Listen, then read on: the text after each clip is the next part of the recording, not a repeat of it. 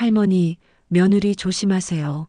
단 한마디였습니다. 그 한마디가 김복래의 78년 인생에서 가장 충격적인 진실을 파헤치는 시작이 될 줄 누가 알았겠습니까?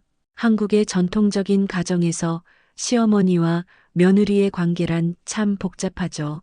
서로를 이해하려 노력하면서도 때로는 오해가 쌓이기도 하고 진심을 다해 사랑하려 해도 마음이 잘 통하지 않기도 합니다. 하지만 복래가 겪은 일은 그런 평범한 갈등과는 차원이 달랐어요.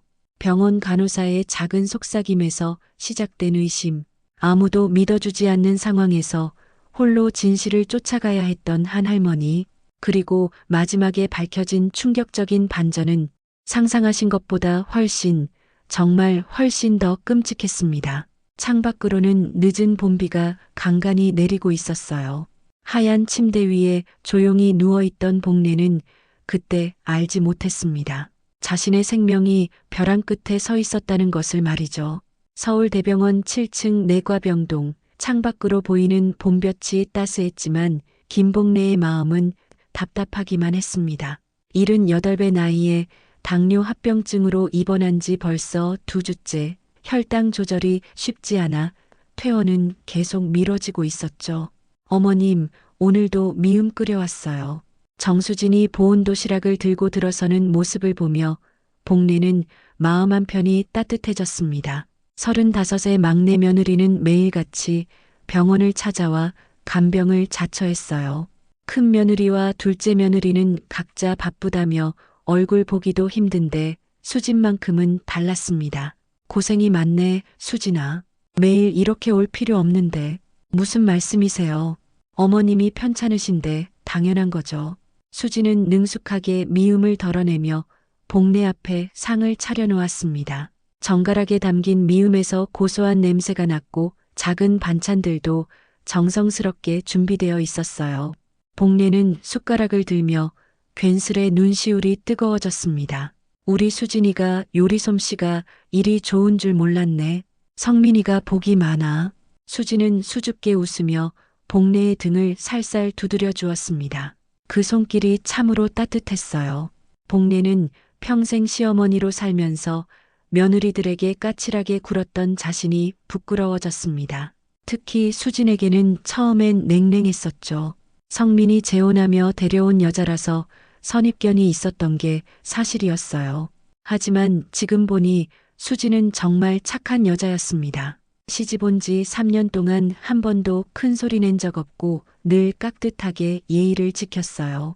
명절 때도 부엌일을 도맡아 했고 복래가 아플 때마다 먼저 걱정해 주었습니다. 어머님, 약 드실 시간이에요. 수진이 물컵과 함께 약봉지를 내밀었습니다. 복래는 순순히 약을 받아 삼켰어요. 쓴맛이 입안에 퍼졌지만 참았습니다. 건강해져서 빨리 집으로 돌아가고 싶었거든요. 고맙다, 수진아. 진짜 고마워. 천만에요, 어머님. 어머님이 빨리 나으시는 게 제일 중요해요. 수진의 얼굴에 환한 미소가 번졌습니다. 그 미소를 보며 복래는 자신이 얼마나 운이 좋은지 새삼 깨달았어요. 이런 며느리를 둔 게 정말 감사했습니다.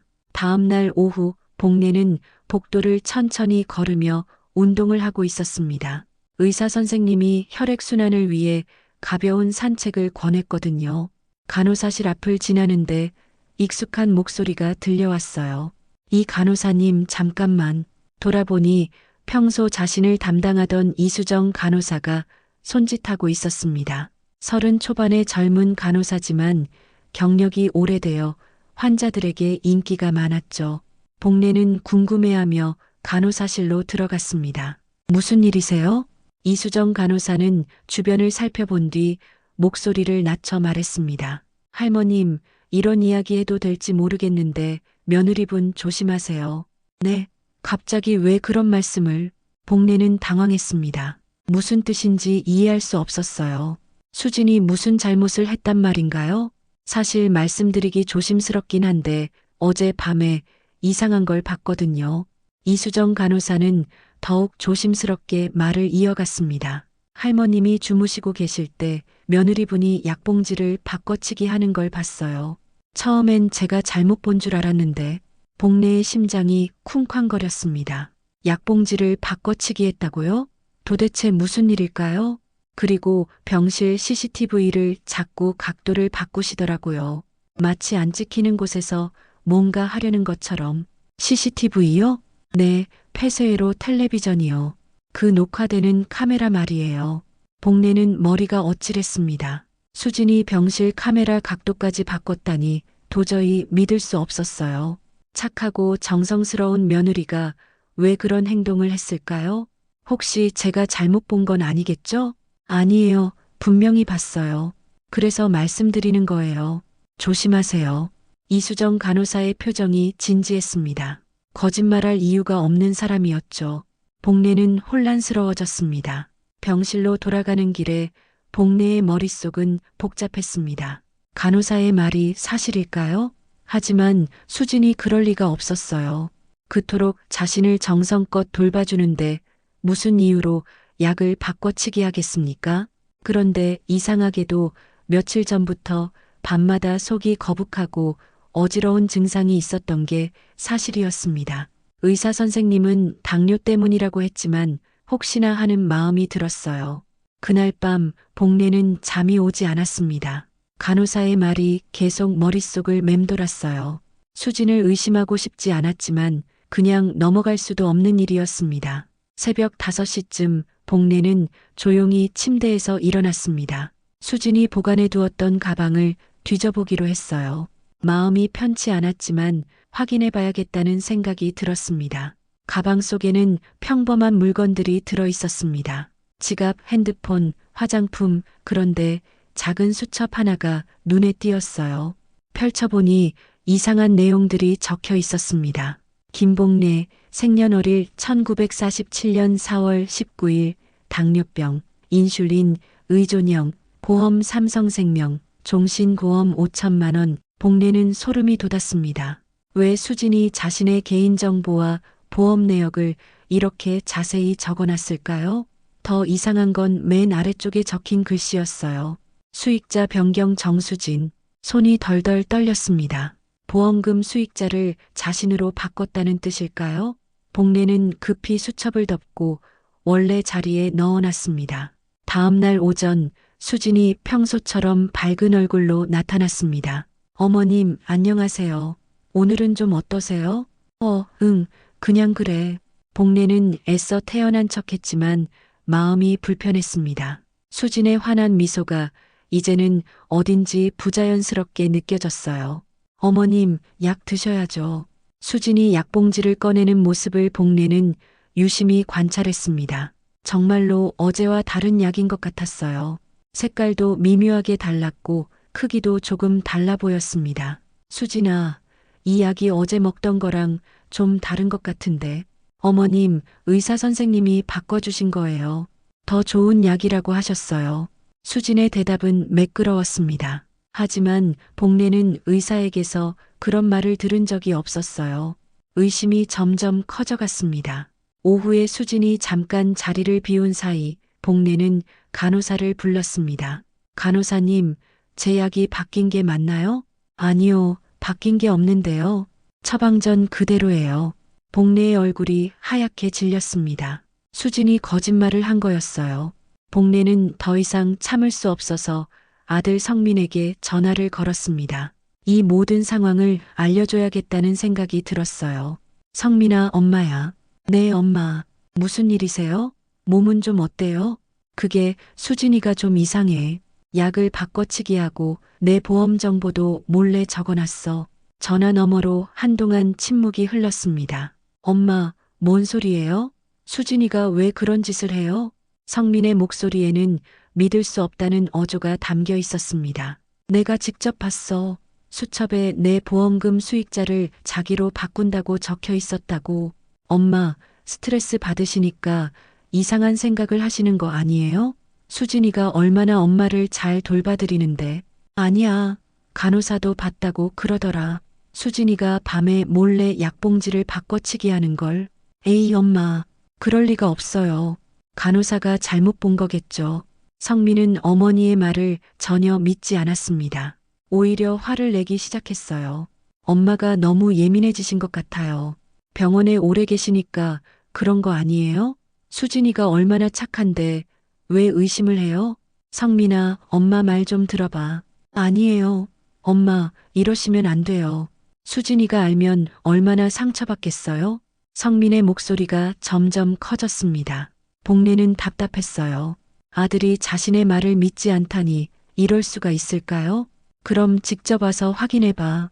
수진이 가방 안에 수첩이 있어. 엄마, 그만하세요. 며느리 가방을 뒤지다니 그게 어디 있는 일이에요? 전화는 성민이 화를 내며 끊어버렸습니다. 복례는 허탈했어요.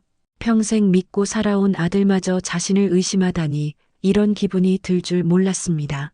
다음 날 성민이 수진과 함께 병원에 나타났습니다. 성민의 얼굴은 굳어 있었고 수진은 눈이 빨갛게 부어 있었어요. 어머님, 수진이 눈물을 글썽이며 말했습니다. 제가 뭘 잘못했나요? 복례는 당황했습니다. 성민이 수진에게 모든 걸 말해버린 모양이었어요. 어머님이 저를 의심하신다고 들었어요. 정말 상처받았어요. 수진의 눈물을 본 성민은 더욱 화가 났습니다. 엄마, 보세요. 수진이가 얼마나 상처받았는지. 이런 식으로 의심하시면 어떡해요? 복례는 할 말을 잃었습니다. 며느리의 눈물과 아들의 화난 목소리 사이에서 자신만 나쁜 사람이 된 기분이었어요. 그날 밤 복례는 손녀 민지에게 조심스럽게 전화를 걸었습니다. 대학생인 민지는 컴퓨터를 잘 다뤘거든요. 민지야, 할머니 부탁이 있어. 네, 할머니. 뭐예요? 인터넷으로 사람 정보 찾는 거 할 줄 알지? 네, 왜요? 복례는 수진의 본명을 말해주며 검색해달라고 부탁했습니다. 혹시나 하는 마음이었어요. 30분 후 민지에게서 전화가 왔습니다. 할머니, 이상한 게 많이 나와요. 뭐가? 수진 이모 이름이 3번이나 바뀌었어요. 처음엔 박미선, 그 다음엔 이은주, 지금이 정수진이에요. 복례의 심장이 쿵쾅거렸습니다. 이름을 3번이나 바꿨다고요? 그리고 더 이상한 건 예전 남편이 실종됐어요. 부산에서 살 때 일이에요. 실종? 네, 21년 전에 실종 신고가 접수됐는데 아직도 못 찾았대요. 그리고 수진 이모가 그때 생명보험금을 받았어요. 복례는 온몸에 소름이 돋았습니다. 전 남편이 실종되고 보험금까지 받았다니 이게 우연일까요? 민지야, 더 찾아봐. 다른 것도 있나? 잠깐만요.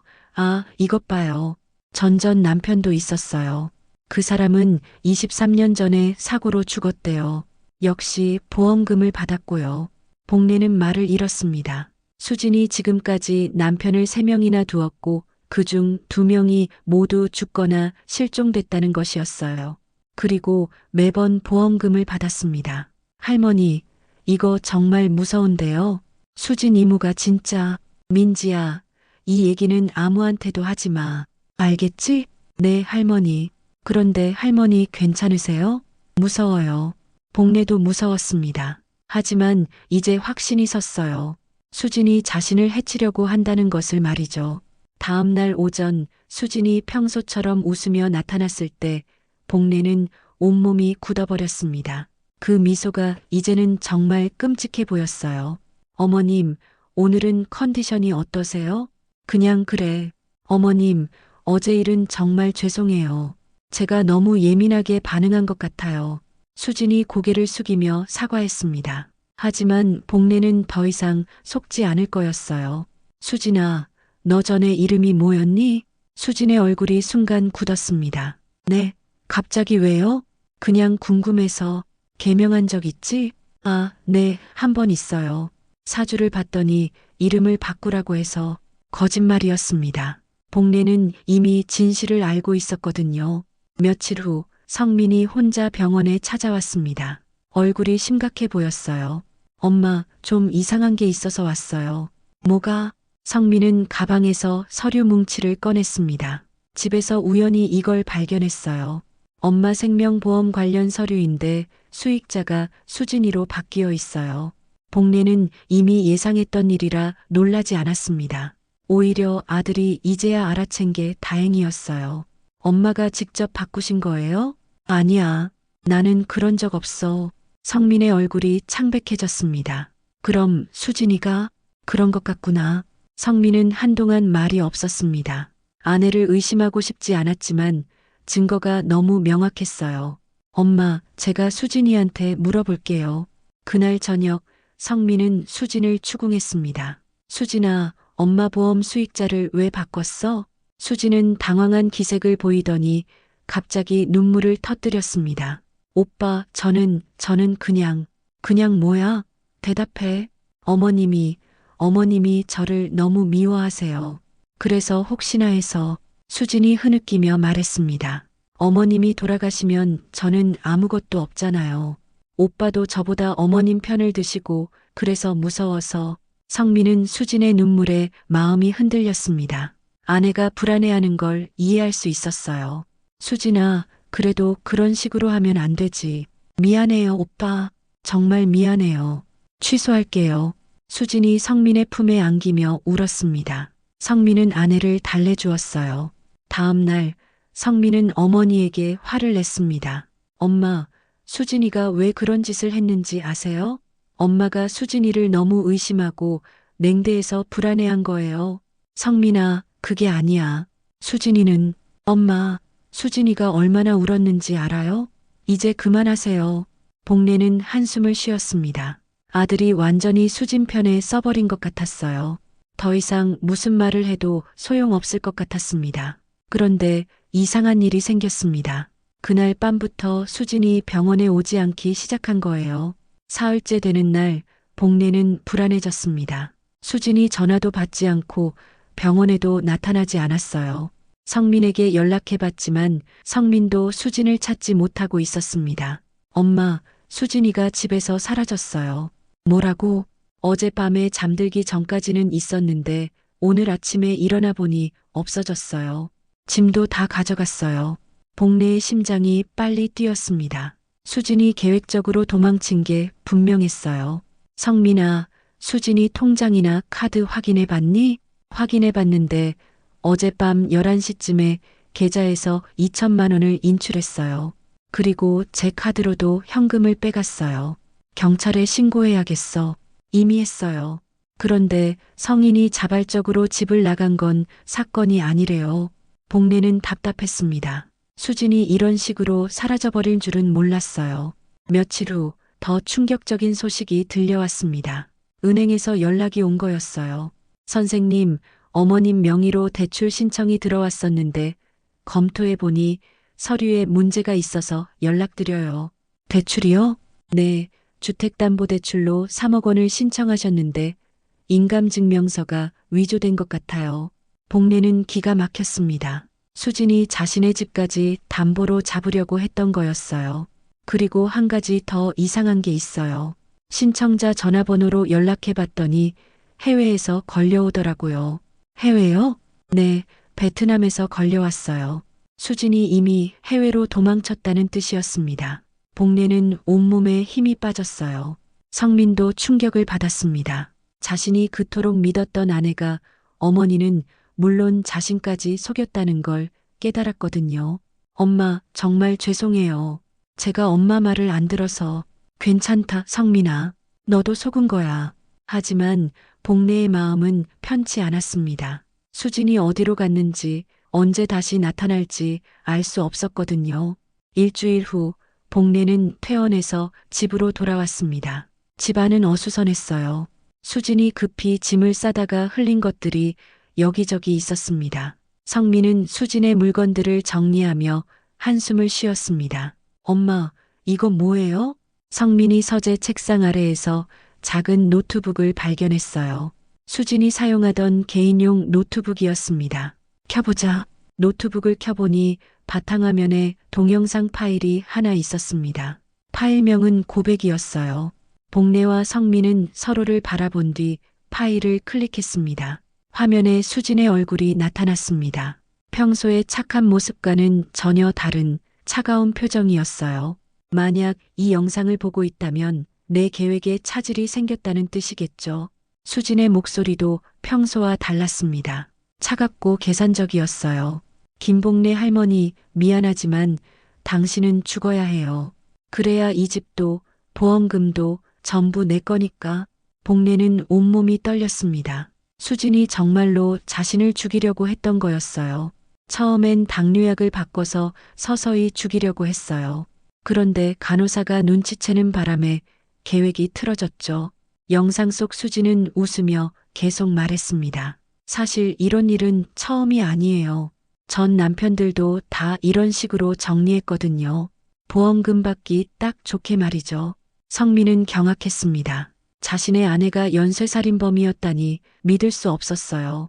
김성민, 당신도 언젠가는 차례가 올 거예요. 그때까지는 좀 더 필요하니까 살려둘게요. 영상이 끝나자 복례와 성민은 한동안 말을 하지 못했습니다. 엄마, 정말 죄송해요. 제가 바보였어요. 성민이 무릎을 꿇고 사과했습니다. 복례는 아들의 머리를 쓰다듬어 주었어요. 괜찮다, 성민아. 다행히 우리 둘 다 살았잖니.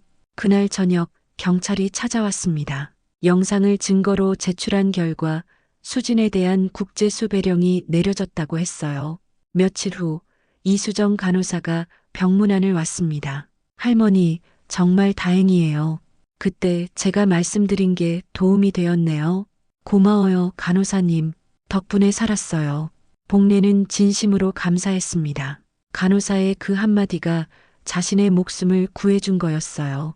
한 달 후 베트남에서 수진이 체포되었다는 소식이 들려왔습니다. 국내로 송환되어 재판을 받게 될 거라고 했어요. 복례는 창밖을 바라보며 생각했습니다. 가족을 지킨 건 의심이 아니라 사랑이었다는 걸 말이죠. 간호사의 따뜻한 관심, 손녀의 도움, 그리고 아들과의 진정한 화해까지 결국 사랑이 모든 걸 이겨낸 거였습니다.